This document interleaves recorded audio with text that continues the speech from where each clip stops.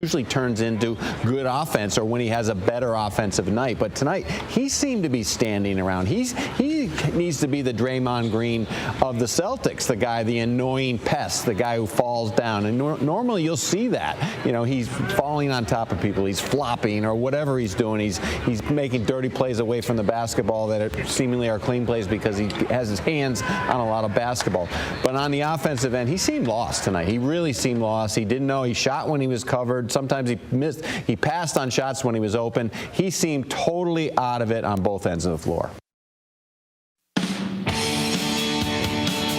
Tim Welsh on Marcus Smart last night on Sports Sunday on NBC 10. Again, Marcus Smart sat for most of the fourth quarter in Game 1, under 3 minutes of playing time, while Pritchard and Derek White got most of the run.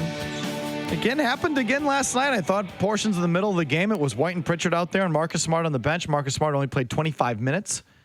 I don't know if we look at his game log where that stacks up, but feels pretty low. I know he had some games coming off the injury where they were low, but only 25 minutes, and he had 2 points, 5 turnovers, minus 12. Do we have a Marcus Smart problem, Mazz?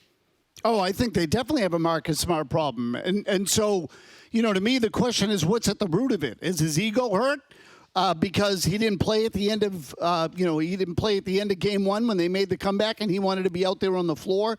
And I know you didn't say this, but I do wonder, like, you know, look, it could be physical. I don't think it is, but it could be. It could be that there's something going on there that is preventing him from, you know, digging in the way he typically would dig in, and Udoka's getting him out of there as a result of it, and it's still pissing him off. Like, I don't know. All I can tell you is this. He wasn't out there when they had their best quarter of this series, and he was a complete non-factor in the game last night, or negative.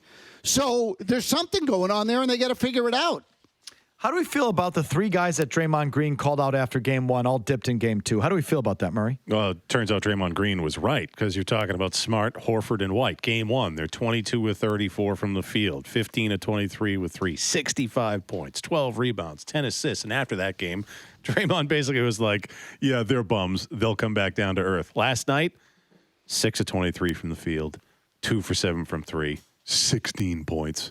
More rebounds, 14, but 8 assists. But 60 from 65 points to 16 points.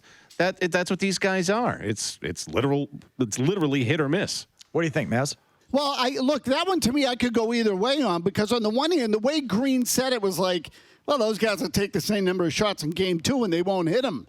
Meanwhile, Steve Kerr changed his assignments and clearly deemed Al Horford enough of an issue that they had to treat him like a perimeter player and prevent him from shooting out there, right? So, you know, you can look at it and say, well, yeah, they didn't shoot well in Game 2, but why not? Is it just the luck of the draw?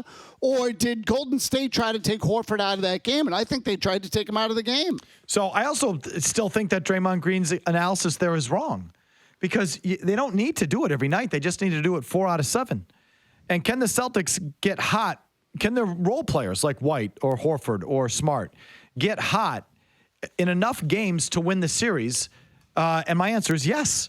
Yes, because they've proven it the last 2 rounds. There's no reason why they can't do it in the final round, to continue to, not every night, but have enough of those incredible quarters or halves where they just go on some sort of massive run and then they play defense to preserve the lead, and that's it. And that's the formula. And I think they've proven they can play to that formula. So I still think Draymond Green is wrong. Now, night to night, Al Horford's not going, was it 6 of 8 from behind the line in Game 1? Like, he's not doing, right. Not doing that every night. Of course not. But can he do it once more in this series? I think so. And as Mazz just said, it was interesting how Klay Thompson was on him in this game, treated him more like a perimeter player, and it turns out Horford didn't even take a single attempt from beyond the line. So it's not just in a vacuum. He took his first shot 90 seconds into the third quarter. Is that right? Yeah.